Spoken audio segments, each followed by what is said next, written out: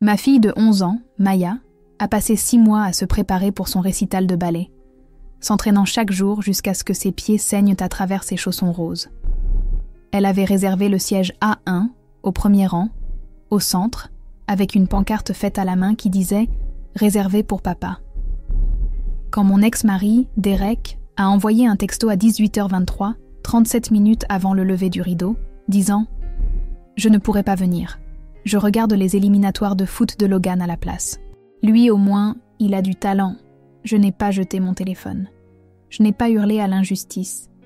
J'ai passé un seul appel, calme et calculé, à mon frère, Marcus, le directeur du district scolaire qui documentait le comportement négligent de Derek depuis 3 ans.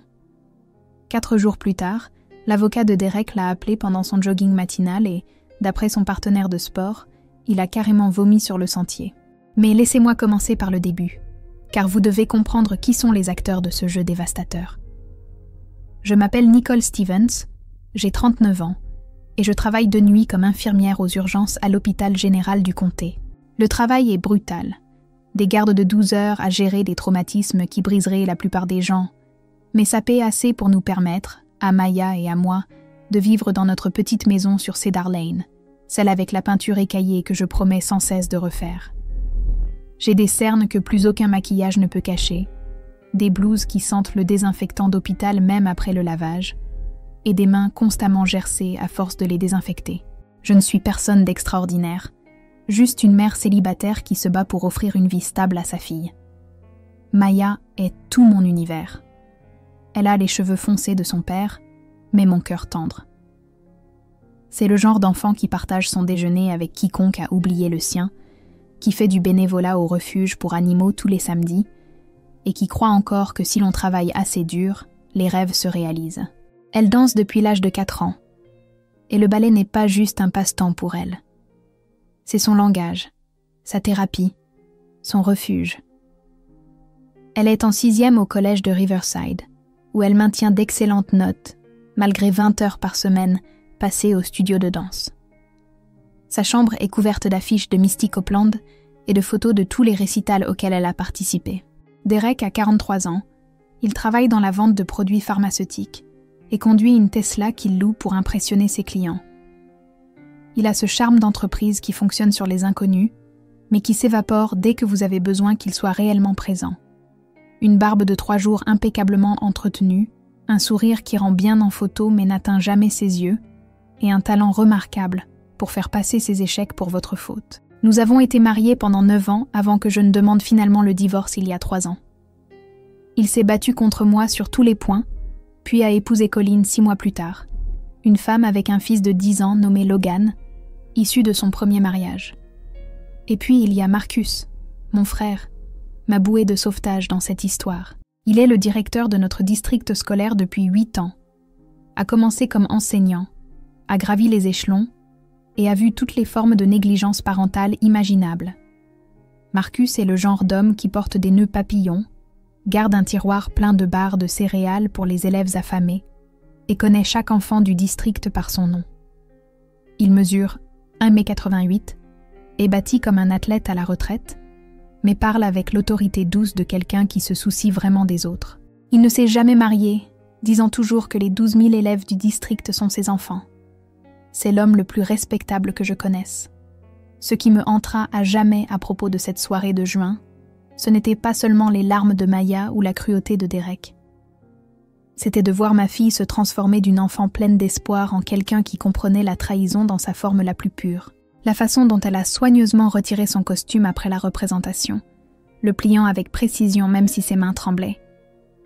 La façon dont elle a souri à sa professeure de danse et a dit qu'elle comprenait, que papa avait un engagement important. La façon dont elle a tenu bon jusqu'à ce que nous arrivions à la voiture, puis s'est brisée si complètement que j'ai cru qu'elle ne serait plus jamais entière. Je suis restée debout sur le parking du Centre des Arts du spectacle de Riverside pendant 30 minutes après la représentation, tenant Maya dans mes bras pendant qu'elle sanglotait contre mon épaule, son maquillage de scène coulant en rivière noire sur son visage. Mon téléphone pesait lourd dans mon sac à main, le texto de Derek brillant encore sur l'écran. Lui au moins, il a du talent. 6 mots qui m'ont dit tout ce que j'avais besoin de savoir sur le genre de père qu'il était devenu. Pas un « je suis désolée ». Pas un « une urgence est survenue ».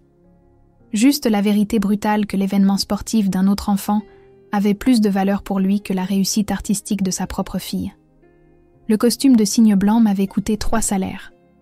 Non pas parce qu'il était fait par un professionnel, mais parce que Maya avait supplié pour la version avec de vraies plumes, des cristaux cousus à la main et le bustier ajustable qui lui irait parfaitement. Quand elle l'avait essayé chez Encore Dance Supply, elle avait tournoyé devant le miroir avec des larmes de joie dans les yeux. « Maman, dans ce costume, je peux vraiment être Odette. Papa va être si fier. » Elle avait répété son solo sans relâche, la mort du cygne, jusqu'à ce qu'elle puisse le danser les yeux fermés. Son professeur, Mademoiselle Catherine, avait dit que c'était la plus belle interprétation qu'elle ait vue d'une élève en 20 ans. Cette nuit-là a tout changé, pas seulement pour Derek, bien qu'il ait certainement fait face à des conséquences. Cela a changé la façon dont Maya se voyait, la façon dont je gérais la déception, et comment notre famille de 2 est devenue plus résiliente que n'importe quelle famille intacte que nous ayons jamais connue. Mais surtout, cela m'a appris que parfois, la protection n'est pas le silence. C'est parfois tenir les gens responsables des blessures qu'ils infligent aux enfants qui leur font confiance. 3 ans s'étaient écoulés depuis le départ de Derek, et Maya et moi avions construit quelque chose de beau à partir des décombres. Nous avions nos expériences culinaires du mercredi soir, où nous essayions des recettes qui échouaient parfois de manière spectaculaire. Notre rituel du dimanche matin avec café pour moi, chocolat chaud pour elle, et des mots croisés que nous ne finissions jamais vraiment. Notre tradition de nous laisser des mots, les miens dans sa boîte à lunch, les siens sur le miroir de ma salle de bain avant que je parte pour mes gardes de nuit. L'arrangement de garde était simple sur le papier. Derek avait Maya un week-end sur 2, les vacances en alternance, et 4 semaines en été. La réalité était plus compliquée. Il venait peut-être 2 fois par mois, toujours avec une excuse pour justifier ses absences. Il avait annulé Thanksgiving parce que la famille de Colleen partait à Cabo. Il avait complètement oublié l'anniversaire de Maya, jusqu'à ce que je lui envoie un rappel par texto. Puis il avait envoyé une carte cadeau générique sans un mot. Chaque fois, je voyais ma fille retrouver son sourire et dire « Ce n'est pas grave, maman. Papa est très occupé à construire sa carrière. » Mais cette fois, c'était différent. Le gala de printemps au Centre des Arts du Spectacle de Riverside était légendaire. Tenu chaque année en juin, c'était l'aboutissement de toute une année de travail pour les élèves de danse sérieux. Maya avait auditionné en septembre et obtenu le rôle principal dans une interprétation contemporaine du Lac des Cygnes. Pas le corps de ballet, pas un rôle secondaire, mais la danseuse étoile. Pour une enfant de 11 ans, c'était comme se produire au Lincoln Center. Maya a mentionné le gala pour la première fois en octobre. « Maman, le père d'Isabelle s'entraîne déjà à faire une standing ovation. Tu crois que papa sait comment saluer quand ils appelleront les familles ?» En décembre, elle laissait des rappels de calendrier avec des codes couleurs partout, sur le frigo, scotchés sur le pare-brise de la voiture de Derek quand il venait la chercher, et elle avait même configuré des alertes partagées sur Google Agenda. « Papa, n'oublie pas le 15 juin, 19h, Centre des Arts du Spectacle de Riverside. » Quand elle a finalement appelé Derek en visio en mars pour l'inviter formellement, j'étais dans la cuisine en train de préparer le dîner. Je pouvais entendre l'espoir prudent dans sa voix, la façon dont elle avait répété cette conversation. « Papa, j'ai eu le rôle principal. C'est le Lac des Cygnes, et je suis Odette, la princesse cygne blanc. C'est un samedi soir, donc tu ne manqueras pas le travail. Mademoiselle Catherine dit que je suis vraiment douée. Elle pense que je pourrais peut-être auditionner pour des programmes de formation professionnelle si je continue à m'améliorer. » Derek a dû dire oui avec enthousiasme, car Maya a poussé un cri si fort que j'ai laissé tomber la spatule que je tenais. Elle a couru dans la cuisine et m'a sauté au cou. Il a dit oui. Papa a dit qu'il ne manquerait ça pour rien au monde. Il a dit qu'il le notait dans son calendrier tout de suite et qu'il apporterait des fleurs. C'est là que Derek m'a vraiment surprise. Il m'a envoyé 500 $ via Venmo avec une note. Pour le costume de Maya et tout ce dont elle a besoin. Faisons de ce moment quelque chose de spécial. C'était la première fois en 1 an qu'il contribuait à quoi que ce soit sans une ordonnance du tribunal. J'ai pensé que peut-être la paternité commençait enfin à faire son chemin. La séance de magasinage pour le costume était presque sacrée. Maya a essayé 12 options différentes, considérant chacune avec le sérieux d'une danseuse étoile, choisissant son costume pour ses débuts au Met Opera. L'encolure ne peut pas être trop haute car je dois montrer une bonne extension du port de bras. La jupe doit être assez légère pour m'effouetter, mais assez ample pour un effet dramatique. Quand elle a trouvé le costume de cygne blanche et encore Dance Supply, elle a eu le souffle coupé. La vendeuse, une femme plus âgée nommée Viviane qui avait été danseuse professionnelle, a eu les larmes aux yeux en regardant Maya bouger dans le miroir. « Vous êtes née pour porter ça », a dit doucement Viviane. Maya a répondu « J'ai l'impression de pouvoir voler. Mon père va halluciner quand il me verra là-dedans. » Les mois précédant le gala, notre maison s'est transformée en studio de danse. Maya s'entraînait de manière obsessionnelle. Avant l'école, après l'école, les week-ends, elle passait le lac des cygnes de Tchaïkovski en boucle jusqu'à ce que je puisse le diriger dans mon sommeil. Elle avait perfectionné chaque arabesque, chaque pas de bourrée, chaque effondrement dramatique dans la séquence de la mort du cygne. Elle a fabriqué une boutonnière pour Derek avec des fleurs de soie blanche et un ruban qu'elle avait acheté avec son argent de babysitting. Elle lui a écrit une carte qui disait « Merci de toujours croire que je pouvais voler. Je t'aime, ton petit cygne, Maya. » 2 semaines avant le gala, Derek a même appelé pour confirmer. « Samedi 15 juin, 19h en pétante. N'est-ce pas, princesse? J'ai fait nettoyer mon costume. Colline et moi serons là. Premier rang, ma belle. » Maya a passé 45 minutes au téléphone avec lui, décrivant chaque détail. La scène a un éclairage spécial qui fait scintiller les cristaux de mon costume. Mademoiselle Catherine dit que lorsque je fais la séquence finale, on dirait que je meurs vraiment. « Oh, et papa, il y a une réception après où tu pourras rencontrer mes professeurs et les familles des autres danseurs. » Ça a l'air parfait, mémé. J'ai déjà posé tout mon week-end. Rien ne m'empêchera de te voir briller. Quand Maya a raccroché, elle était rayonnante. « Maman, il m'a appelée Mémé. Il ne m'avait plus appelée comme ça depuis que j'étais petite. » Le vendredi précédent le gala, Maya ne tenait plus en place. Son costume était suspendu dans une housse de protection sur la porte de son placard, son sac de danse était rempli de tout le nécessaire d'urgence possible, et ses accessoires de coiffure étaient disposés comme des instruments chirurgicaux. Elle m'avait fait promettre de lui faire son maquillage de scène à la manière traditionnelle du ballet. Fond de teint pâle, yeux dramatiques, lèvres rouges. « Maman, Mademoiselle Catherine dit que la présentation est tout aussi importante que la technique. »« Maya, lui ai-je dit en l'abordant ce vendredi soir, tu vas être magnifique demain. Je suis si fière de toi, ma chérie. » Elle a souri et a fermé les yeux, rêvant probablement de saluer sous un tonnerre d'applaudissements pendant que son père la regarderait depuis le siège A1 avec des larmes de fierté dans les yeux. Si j'avais su ce qui se passerait 24 heures plus tard, je l'aurais serré plus longtemps dans mes bras. Je l'aurais préparé d'une manière ou d'une autre à la dévastation. J'aurais construit des murs autour de son cœur. Mais cette nuit-là, nous avions encore de l'espoir. Et parfois, l'espoir est le cadeau le plus cruel que nous puissions faire à nos enfants. Le samedi est arrivé avec un temps parfait, un soleil chaud qui semblait promettre de la magie. Maya s'est réveillée à 5 ans, trop nerveuse et excitée pour dormir. Elle s'est préparé un porridge aux myrtilles pour une énergie durable, a-t-elle expliqué sérieusement. À 14 ans, elle était déjà en peignoir, faisant des étirements doux et écoutant la partition du Lac des Cygnes en boucle. « Je dois sentir la musique dans mes os, maman. » À 16 ans, nous sommes arrivés au Centre des arts du spectacle de Riverside pour l'échauffement et les derniers préparatifs. Les coulisses étaient un chaos contrôlé, 50 jeunes danseuses en costumes d'hiver, des mères affolées arrangeant les coiffures, des professeurs donnant des corrections de dernière minute. Maya était calme, concentrée, professionnelle. Elle s'était transformée de ma petite fille en une artiste se préparant pour ses débuts. « Maman », a-t-elle dit à 17h30, déjà en costume et maquillage complet, « tu peux me prendre en photo ? Je veux l'envoyer à papa pour qu'il sache qui chercher. » J'ai pris une 12aine de photos. Elle était éthérée, les plumes blanches, les cristaux captant la lumière.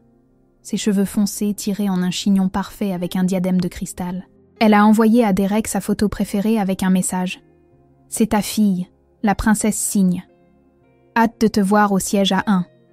Je t'aime, papa. » À 18h, j'ai pris ma place dans le public. Siège A2, juste à côté du siège A1 vide que Maya avait réservé pour Derek. Son nom était écrit sur une petite pancarte qu'elle avait faite elle-même. Réservé pour mon papa, Derek Stevens. Je lui ai envoyé un texto. Nous sommes prêtes. Maya est magnifique. À tout à l'heure. Confirmation de lecture. Pas de réponse. 18h30. Le théâtre se remplissait. Des pères en costume cravate, des mères avec des appareils photo prêts, des frères et sœurs s'agitant sur leur siège. Le siège vide à côté de moi semblait être un trou noir. J'ai envoyé un autre texto. « Derek, où es-tu ? Le spectacle commence dans 30 minutes. » 18h45. J'ai appelé. Directement sur la messagerie vocale. J'ai rappelé. Messagerie vocale. 15 minutes avant le lever du rideau, j'ai appelé le portable de Colleen. Elle a répondu à la première sonnerie. « Nicole, tout va bien ? Où est Derek ? Le spectacle commence dans 15 minutes. » Il y a eu une pause. Puis, « Oh mon Dieu, il ne te l'a pas dit ? L'équipe de foot de Logan s'est qualifiée pour les éliminatoires de l'État. Derek l'a emmené au match. C'est à Springfield. Ils sont partis ce matin. Le monde a basculé. Quoi ? Il a dit que tu savais. Il a dit que Maya comprenait. Oh non. Nicole, je suis tellement désolée. Je pensais... Je veux dire, il a dit qu'il avait tout expliqué à Maya. J'ai raccroché. Mes mains tremblaient si fort que je pouvais à peine tenir mon téléphone. À 18h52, Derek a finalement envoyé un texto. Je ne pourrai pas venir. Je regarde les éliminatoires de foot de Logan à la place. Lui, au moins, il a du talent. Maya aura d'autres spectacles. Je l'ai lu 3 fois. Chaque fois, les mots devenaient plus monstrueux. Lui, au moins, il a du talent. Comme si les 6 mois de préparation de Maya, son rôle principal, ses années de dévouement ne signifiaient rien comparé au match de foot de Logan. Comme si le talent se mesurait en buts marqués plutôt qu'en beauté créée. À 19h précise, les lumières se sont éteintes. J'étais assise à côté du siège vide de Derek, sa pancarte se moquant de moi. Le spectacle a commencé. Maya ne verrait pas son père dans le public avant la fin de sa prestation. J'avais peut-être 90 minutes pour trouver comment dire à ma fille que son père avait choisi l'événement sportif d'un autre enfant plutôt que sa réussite artistique. La performance de Maya était transcendante. Quand elle était montée sur scène en tant qu'Odette, le public est devenu complètement silencieux. Sa technique était impeccable, mais c'est l'émotion qu'elle mettait dans chaque mouvement qui vous coupait le souffle. Elle incarnait la princesse Cygne, gracieuse, tragique, désespérée, mourante. Quand elle s'est effondrée dans la séquence finale, symbolisant la mort du cygne, j'ai entendu des reniflements dans tout le théâtre. Standing ovation. Applaudissements nourris. Des « bravas » lancés depuis le balcon. Maya a salué avec une grâce parfaite, puis ses yeux ont balayé le premier rang, cherchant. J'ai vu le moment exact où elle a repéré le siège vide. Son sourire a vacillé une fraction de seconde avant qu'elle ne se reprenne, saluant à nouveau. Mais je l'avais vu, la fissure dans son armure. Après la représentation, les coulisses étaient un chaos de célébration. D'autres danseurs entourés de parents fiers, des professeurs offrant leurs félicitations, des photographes capturant des souvenirs. Maya m'a trouvée dans la foule. « Maman, tu as vu ?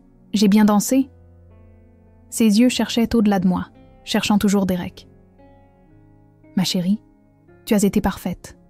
Tu as été absolument parfaite. » « Où est papa ?» La question que je redoutais. Il est allé aux toilettes, il est parti chercher des fleurs. Je me suis agenouillée pour que nous soyons à hauteur des yeux. « Maya, ma chérie, je dois te dire quelque chose. » Son visage s'est décomposé avant même que j'aie parlé. Elle savait. Les enfants savent toujours. « Il ne vient pas, n'est-ce pas ?»« Non, ma chérie, il ne vient pas. » Pourquoi ? Un seul mot, si simple, si dévastateur. J'aurais pu mentir. J'aurais pu inventer une urgence professionnelle ou une panne de voiture. Mais Maya méritait la vérité, aussi douloureuse soit-elle. Il est allé au match de foot de Logan à la place. Le visage de Maya a fait quelque chose que je n'oublierai jamais. Il ne s'est pas crispé en larmes. Il est devenu vide, comme si toutes les émotions s'étaient éteintes pour la protéger de la douleur. « Oh !» a-t-elle dit doucement. « C'est logique. Logan est très bon au foot. »« Maya ?»« C'est bon, maman. Vraiment. De toute façon, je ne suis même pas si douée en ballet. Mademoiselle Catherine m'a probablement donné le rôle principal parce qu'elle a pitié de moi. » Elle a commencé à enlever son diadème, ses mains mécaniques, robotiques. « On peut rentrer à la maison maintenant ?» Le trajet en voiture s'est fait en silence, à l'exception du bruit des pleurs doux de ma fille qui regardait par la fenêtre. Quand nous sommes rentrés, Maya est allée directement dans sa chambre, toujours en costume. Elle n'a pas claqué la porte. Elle n'a pas crié ni jeté d'objet. Elle l'a juste fermée doucement. Et ce léger clic était en quelque sorte pire que n'importe quelle crise de colère. Je me suis assise par terre devant sa porte, l'écoutant pleurer dans son oreiller. Chaque sanglot était comme si quelqu'un m'arrachait des morceaux de la poitrine. À 22h47, les pleurs ont finalement cessé. J'ai ouvert doucement sa porte. Maya dormait sur ses couvertures, toujours dans le costume de cygne blanc, maintenant froissé et taché de larmes. Son maquillage de scène était étalé sur son visage. Sa coiffure soigneusement arrangée se défaisait de son chignon. Un chausson de danse était encore à son pied, l'autre jeté par terre. Je lui ai enlevé délicatement ses chaussons, les couvertes d'une couverture et lui ai embrassé le front. Elle n'a pas bougé. De retour dans le salon, j'ai pris mon téléphone. Le message de Derek brillait toujours sur l'écran. Lui au moins, il a du talent. Mais il ne s'agissait pas seulement de ce soir. Il s'agissait de 3 ans de promesses non tenues, de moments manqués, et d'une habitude de choisir sa nouvelle famille au détriment de sa fille. Les vacances de printemps annulées parce que Colin voulait un voyage en couple.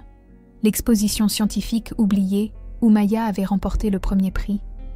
La fête d'anniversaire où il était arrivé avec 40 minutes de retard pour ensuite passer tout son temps au téléphone. J'avais trouvé des excuses pour lui. Je l'avais protégé. J'avais dit à Maya qu'il l'aimait, qu'il était juste occupé à s'adapter à sa nouvelle vie. J'avais privilégié la paix à la protection, et ce faisant, j'avais appris à ma fille qu'elle ne valait pas la peine qu'on se batte pour elle. J'ai parcouru mes contacts et je me suis arrêtée sur le nom de Marcus, mon frère, le directeur qui avait passé toute sa carrière à défendre les enfants. L'homme qui m'avait dit discrètement à Noël dernier « Nick, si Derek continue comme ça, tu dois le documenter. Le tribunal doit savoir. Les enfants ne sont pas des brouillons pour apprendre à être parents. » Il était 23h15, tard, mais pas trop tard. Marcus a répondu à la première sonnerie. « Nick, tout va bien ?»« Non, » ai-je dit, et ma voix est sortie plus forte que je ne l'aurais cru. « Non, Marcus, rien ne va, et j'ai besoin de ton aide. » Je t'écoute. Je lui ai tout raconté. Pas seulement ce soir, mais le schéma des 3 dernières années. La pension alimentaire qui arrivait irrégulièrement malgré le salaire de Derek dans la vente pharmaceutique et son style de vie luxueux. Les week-ends de garde qu'il manquait 60% du temps, toujours avec des excuses. La fois, l'été dernier, où il avait laissé Maya seule dans son appartement pendant 5 heures pour aller jouer au golf, lui disant de commander une pizza si elle avait faim. Comment il avait déclaré Maya à sa charge sur ses impôts, tout en payant un soutien minimal.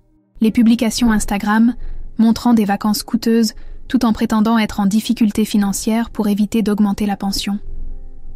Quel âge avait Maya quand il l'a laissée seule ? 10 ans. Elle m'a appelée, terrifiée. Elle m'a fait promettre de ne pas dire à son père qu'elle m'en avait parlé. Bon sang, Nick. La voix de Marcus était passée en mode professionnel. Quoi d'autre ? J'ai ouvert mon application bancaire. Ok. Il a payé l'intégralité de sa pension alimentaire peut-être 6 fois en 3 ans. Toujours des paiements partiels. Toujours une excuse. Mais j'ai des captures d'écran de lui postant des photos d'Hawaï, de Vegas, de son nouveau bateau. Il conduit une Tesla, pour l'amour du ciel. Et ce soir ? Ce soir, il lui a envoyé un texto 37 minutes avant le lever du rideau. Il a dit qu'il regardait plutôt le match de foot de Logan parce que, et je cite, « Lui au moins, il a du talent. J'ai le message. » Un long silence. Puis, « Transfère-le-moi, maintenant. » Marcus, que peux-tu faire ? Tu n'es pas un juge aux affaires familiales. Non, mais j'ai passé toute ma carrière à documenter des cas de négligence parentale pour l'État. Je sais exactement qui appeler au service de la famille, quels experts comptables judiciaires le tribunal utilise et quels juges ne tolèrent pas les parents qui traitent leurs enfants comme une option.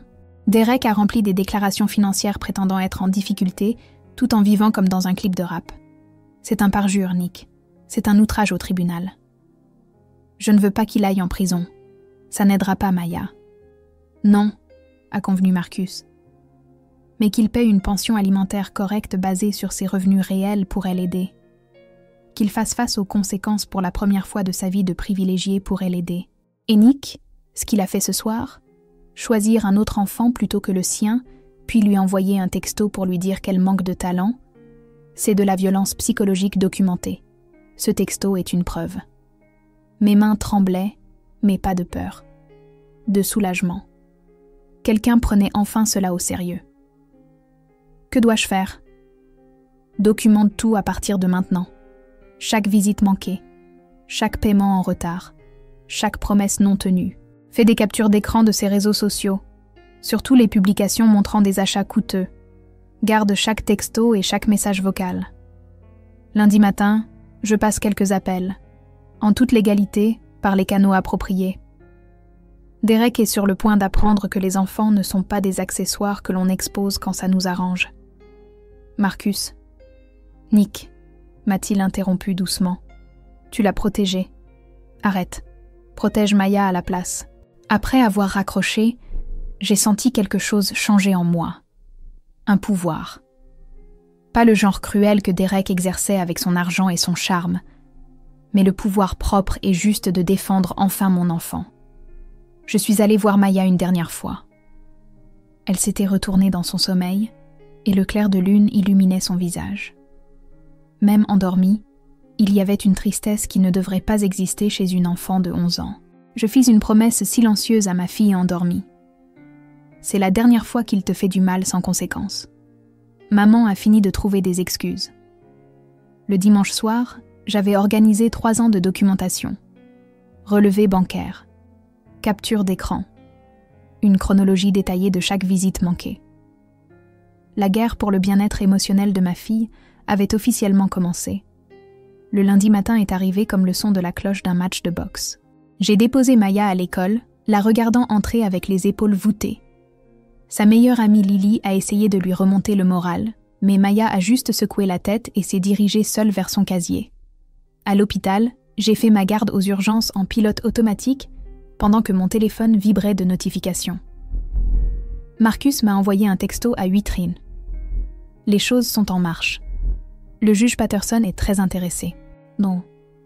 À l'heure du déjeuner, j'avais 2 appels manqués d'un numéro que je ne reconnaissais pas. Le message vocal était d'un expert comptable judiciaire nommé Robert Chen. Madame Stevens, le juge Patterson m'a demandé d'examiner certains documents financiers concernant votre ex-mari. Veuillez me rappeler dès que possible. Le mardi, l'enquête est devenue sérieuse. Derek avait joué avec les chiffres d'une manière qui aurait impressionné un magicien. Alors qu'il déclarait au tribunal de la famille gagner 55 000 $ par an, il avait en réalité conclu des contrats pharmaceutiques d'une valeur de plus de 300 000 $ en commission l'année dernière seulement. Le classement des ventes de son entreprise, accessible au public sur leur site web, le plaçait dans le peloton de tête. Son Instagram, qu'il avait bêtement gardé public, montrait la Tesla, des montres de créateurs, son adhésion à un country club et des vacances de luxe. Mercredi matin, Robert Chen m'a appelé directement. « Madame Stevens, votre ex-mari a utilisé une comptabilité créative pour dissimuler des revenus. Il ne déclare que son salaire de base, pas sa structure de commission substantielle. Il déduit également des dépenses professionnelles qui sont en réalité personnelles, comme utiliser son budget représentation client pour payer les vacances de sa famille. Est-ce illégal ? Mentir sur des déclarations financières au tribunal de la famille? Absolument. Déclarer de faux revenus pour éviter les obligations de pension alimentaire? C'est un outrage, potentiellement une fraude. Mercredi après-midi à 15h47, le monde de Derek a commencé à s'effondrer. D'abord, le tribunal de la famille a émis un avis d'audience d'urgence pour le vendredi, concernant une fausse déclaration substantielle de revenus et un recalcul de la pension alimentaire. Puis le service des ressources humaines de son entreprise l'a convoqué à une réunion après une dénonciation anonyme sur une fraude aux notes de frais. Mais l'univers n'en avait pas fini avec Derek. Son avocat, Bradley Morrison, a examiné les documents du tribunal et a mené sa propre enquête. Ce qu'il a trouvé l'a poussé à exiger une réunion immédiate avec son client. Jeudi matin, Derek est entré dans le bureau de Morrison, pensant toujours qu'il pourrait s'en sortir avec son charme. Selon l'assistante juridique de Morrison, qui se trouve assister à mon cours de yoga, la conversation a été explosive. « Derek, tu m'as dit pendant ton divorce que les ventes de produits pharmaceutiques étaient au ralenti. Tu as dit que tu avais des difficultés. Tout le monde exagère pendant un divorce, Brad. C'est de la stratégie. Ce n'est pas de l'exagération, c'est un parjure. Tu as déclaré 55 000 $ de revenus, alors que tu en gagnais en réalité plus de 300 000. Tu as fait passer des vacances familiales pour des frais professionnels. Tu as déclaré Maya comme personne à charge fiscale, tout en payant une fraction de ses coûts réels. Comprends-tu l'ampleur de la situation? Derek a apparemment ri. Allez, règle ça. C'est pour ça que je te paie. Je ne peux pas régler un parjure, Derek. Sur la base de ces chiffres réels, tu dois environ 68 000 $ d'arriérés de pension alimentaire. Ton obligation continue sera d'environ 2 800 $ par mois. Ton entreprise enquête sur tes notes de frais. Et ce message texte? Morrison a fait glisser une impression sur le bureau, disant à ta fille qu'elle n'a pas de talent alors que tu choisis le match de foot de ton beau-fils. Un juge va t'anéantir. C'est à ce moment-là que Derek a enfin compris. Son assistante a dit qu'il avait quitté le bâtiment comme s'il venait de recevoir un coup de poing dans l'estomac. Il a essayé de m'appeler 23 fois cet après-midi-là. Je n'ai pas répondu une seule fois. Jeudi soir, Colin m'a appelé. Sa voix tremblait. « Nicole, je dois te demander quelque chose. Est-ce que Derek a caché de l'argent ?» J'ai choisi mes mots avec soin. Le tribunal enquête sur ses finances. Pourquoi ? Parce que je viens de découvrir qu'il a 3 propriétés d'investissement dont il ne m'a jamais parlé. 3. Et un bateau amarré à Marina Bay qui coûte 2 000 $ par mois juste pour l'emplacement. Nous vivons dans une maison de location parce qu'il disait que nous n'avions pas les moyens d'acheter. Je voulais avoir un bébé, mais il disait que nous n'avions pas les moyens. Il disait que la pension alimentaire de Maya nous mettait sur la paille. Colin, il a payé l'intégralité de la pension peut-être 6 fois en 3 ans. Silence. Puis, le salaud. Il me faisait sentir coupable chaque fois que j'achetais de nouvelles chaussures de foot à Logan. Il disait que Maya avait tout alors que Logan devait se priver. Mon Dieu, Nicole, je n'en avais aucune idée. Le récital, tout. Je suis tellement désolée. Tu ne savais pas. Logan pleure. Il dit que Maya ne lui parle plus à l'école. Il dit qu'elle déjeune seule. Derek a détruit cette petite fille, n'est-ce pas? Il a essayé, ai-je dit. Mais Maya est plus forte qu'il ne le pense. J'appelle mon avocat demain. Et Nicole, j'ai aussi des documents, des dossiers financiers, des textos où il se vantait de ses contrats. Je témoignerai si tu as besoin de moi. L'audience d'urgence du vendredi était prévue à 14h. Derek s'est présenté dans son costume le plus cher, essayant toujours de projeter une image de succès. Je portais ma blouse d'infirmière, venant directement d'une garde de nuit. Le contraste était intentionnel. Marcus m'avait conseillé « Laisse le juge Patterson voir qui travaille vraiment pour subvenir aux besoins de cet enfant. » La juge Patterson, une femme d'une 50aine d'années avec des yeux bienveillants mais une poigne de fer, a examiné les preuves pendant 20 minutes avant de parler. « Monsieur Stevens, en 18 ans de service, j'ai rarement vu un mépris aussi flagrant pour l'autorité de ce tribunal. Vous avez systématiquement menti sur vos revenus, manqué à votre obligation de payer une pension alimentaire adéquate, et plus troublant encore, envoyé ce message texte. Elle a brandi une impression à votre fille le soir de sa représentation importante, lui disant qu'elle manque de talent alors que vous assistiez à l'événement sportif de votre beau-fils. Derek a essayé d'interrompre. La juge Patterson l'a fait taire d'un regard. Vos arriérés sont calculés à 68 250 $, payables immédiatement sous peine de 30 jours de prison pour outrage.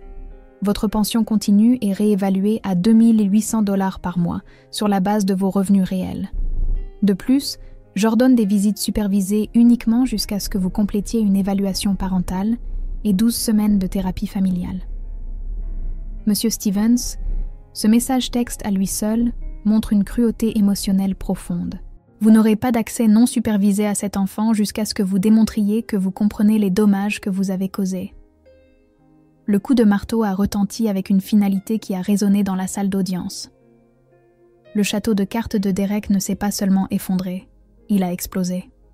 En 2 semaines, l'enquête de son entreprise a révélé 47 000 $ de notes de frais frauduleuses.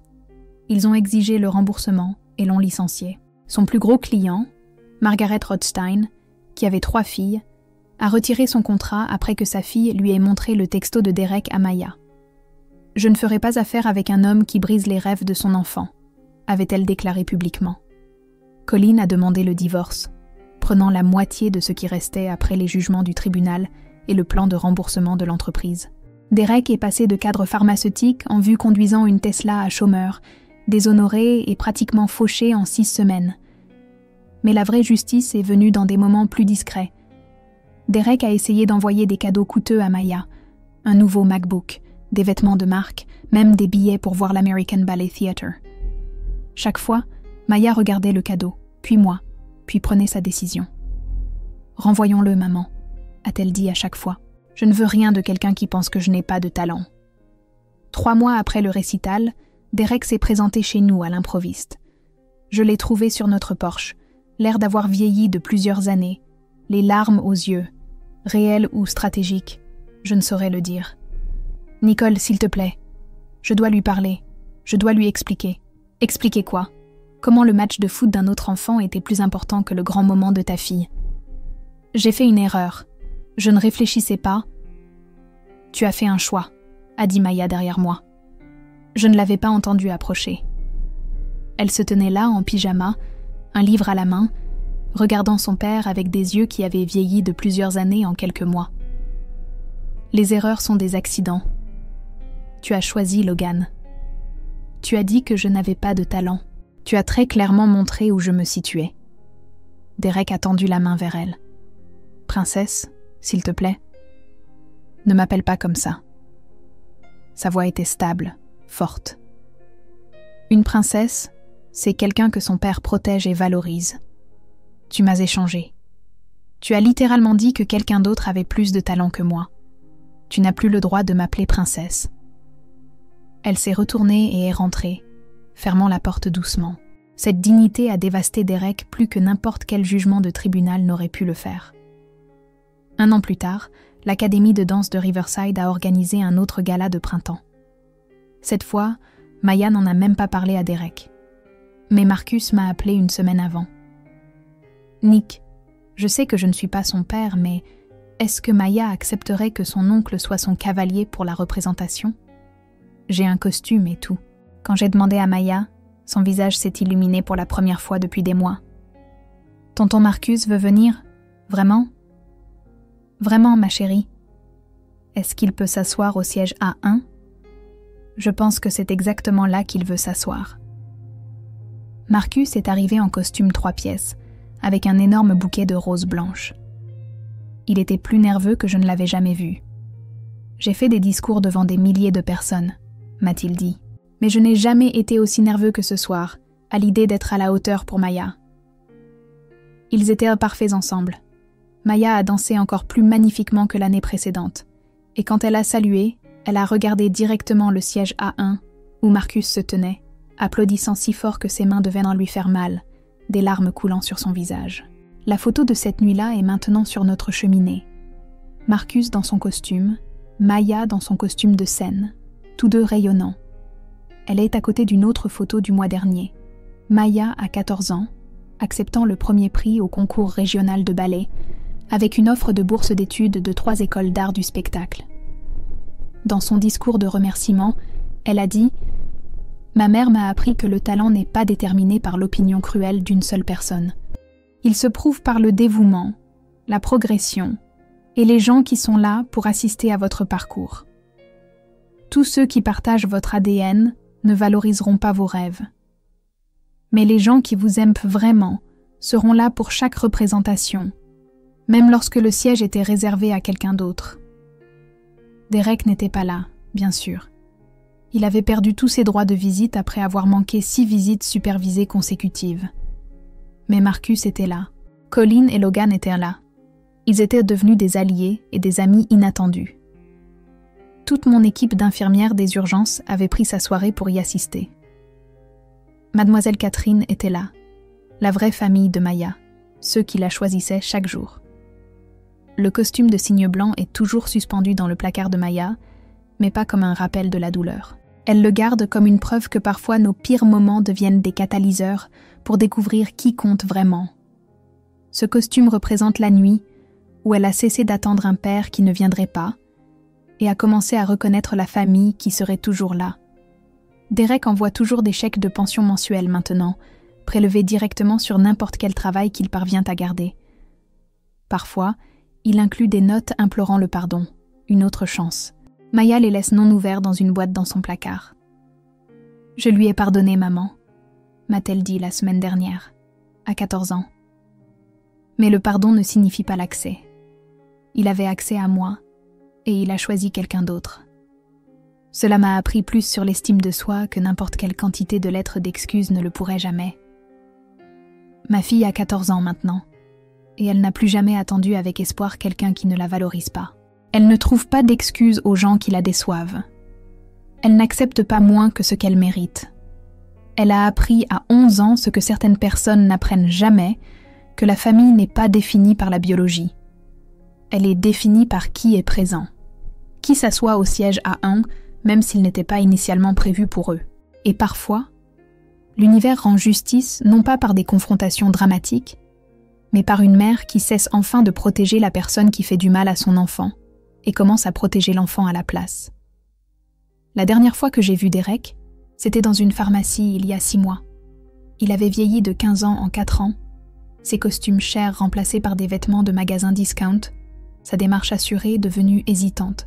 Il nous a vus, Maya et moi, et a commencé à s'approcher. Maya a simplement pris ma main et a dit « On devrait y aller, maman. On n'a besoin de rien ici. » Nous l'avons laissé debout entre les rayons 5 et 6, comprenant enfin ce que l'on ressent quand on est abandonné par quelqu'un qu'on pensait être toujours là. Certains pourraient se dire que j'ai été vengeresse, que j'aurais dû protéger la relation de Derek avec Maya, malgré ses échecs.